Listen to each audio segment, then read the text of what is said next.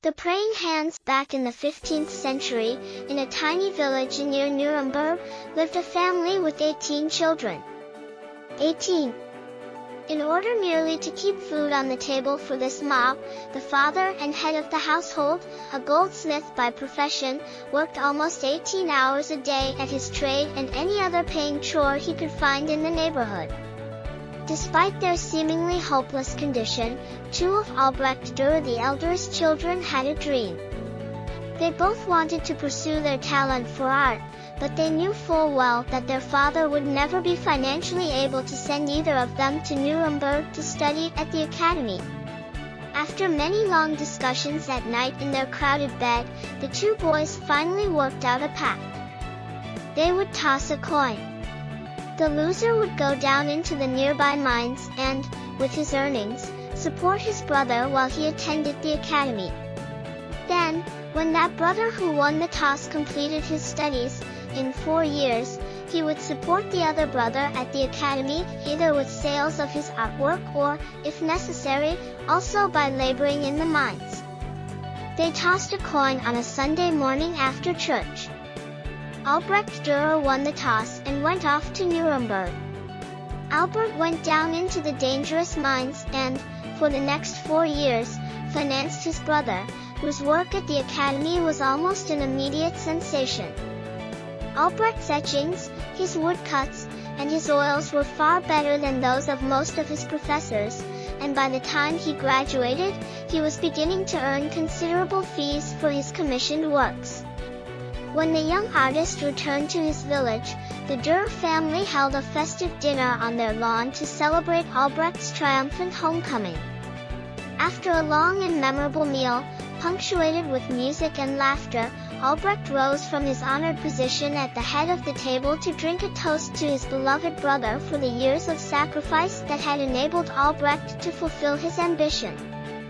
His closing words were, "And now, Albert, blessed brother of mine, now it is your turn.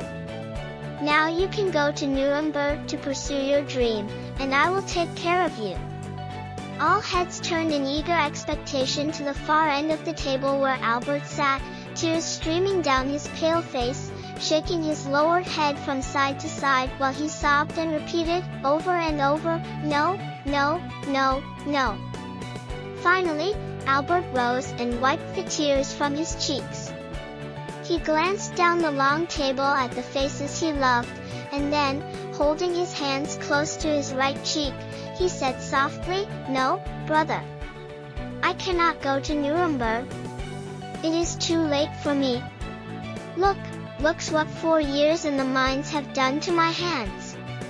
The bones in every finger have been smashed at least once, and lately I have been suffering from arthritis so badly in my right hand that I cannot even hold a glass to return your toast, much less make delicate lines on parchment or canvas with a pen or a brush. No, brother, for me it is too late. More than 450 years have passed. By now, Albrecht Durer's hundreds of masterful portraits, pen and silver point sketches, watercolors, charcoals, woodcuts, and copper engravings hang in every great museum in the world, but the odds are great that you, like most people, are familiar with only one of Albrecht Durer's works. More than merely being familiar with it, you very well may have a reproduction hanging in your home or office. One day, to pay homage to Albert for all that he had sacrificed, Albrecht Durer painstakingly drew his brother's abused hands with palms together and thin fingers stretched skyward. He called his powerful drawing simply "Hands," but the entire world almost immediately opened their hearts to his great masterpiece and renamed his tribute of love, "The Praying Hands." The next time you see a copy of that touching creation, take a second look. Let it be your reminder, if you still need one, that no one ever makes it alone.